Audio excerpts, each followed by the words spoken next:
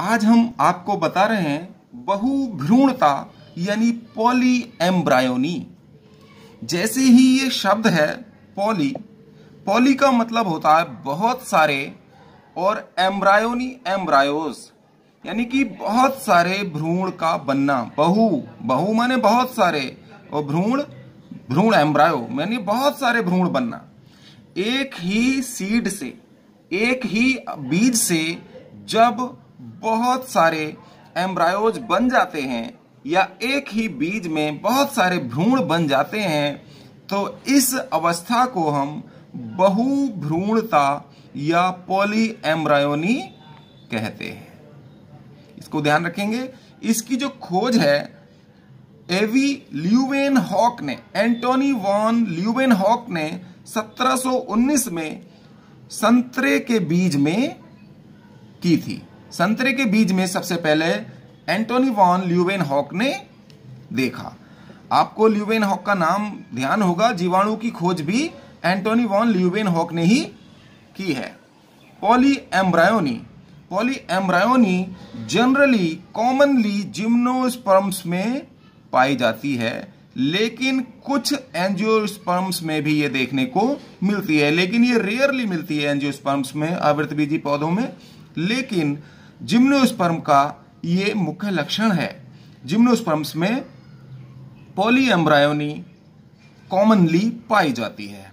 Poly एम्ब्रायोनी का जो सबसे अच्छा एग्जाम्पल है वो सिट्रस है, लेमन है, नींबू है।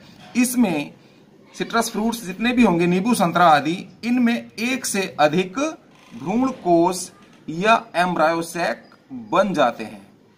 बीजांड के अंदर एक से अधिक भ्रूण कोष बन जाते हैं और प्रत्येक भ्रूण कोष से फिर नया एम्ब्रायो बनता है और उससे नए पौधे का निर्माण होता है।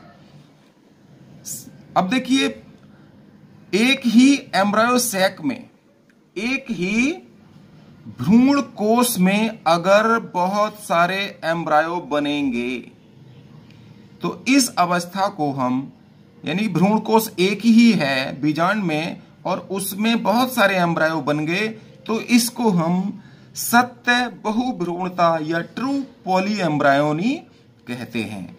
और ओव्यूल के, मान लीजिए इसमें एम्ब्रायोसैक्स में जो भ्रूण कोष हैं, अन्य बहुत सारे एम्ब्रायोसैक बन जाते हैं ओव्यूल के अंदर, तो उनमें एम्ब्रायोज का बनना फॉल्स पॉली एम्ब्रायोनी या असत्य बहुभ्रूणता कहलाता है। देखिए, एक से अधिक एम्ब्रायोज अनेक प्रकार से बनते हैं। जैसे ये हमने एम्ब्रायोसैक की स्ट्रक्चर आपको बनाई है। एम्ब्रायोसैक में ये एग है, एग से क्या बना है फर्टिलाइजेशन के बाद, ये जाइगोट बना। जाइगोट से फिर एम्ब्रायो बनता है, तो उसको हम जाइगोटिक एम्ब्रायो या प्रो एम्ब्रायो कहते हैं। प्राक भ्रूण यानी कि सबसे पहले इसमें विदलन शुरू होगा।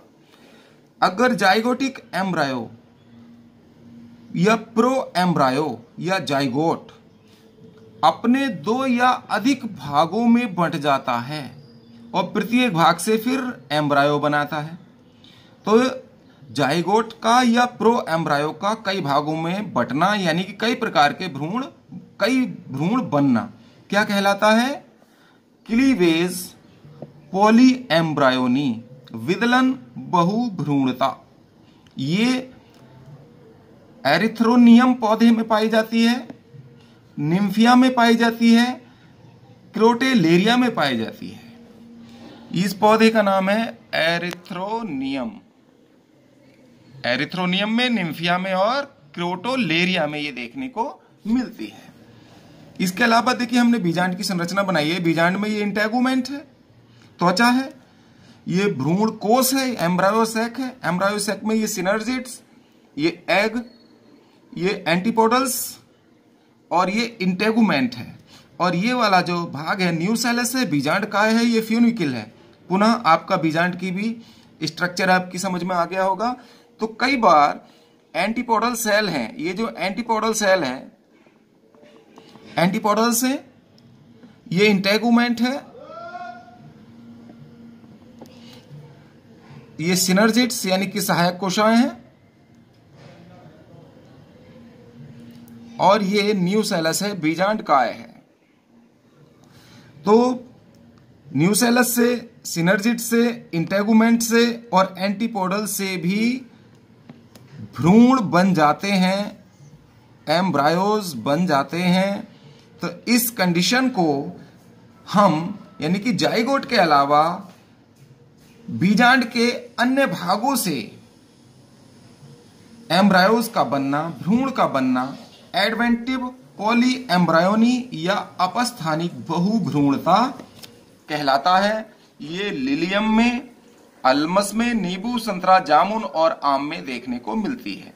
लिलियम में तो लगभग सभी प्रकार की पॉली एम्ब्रायोनी पाई जाती है, बहुभ्रूणता पाई जाती है।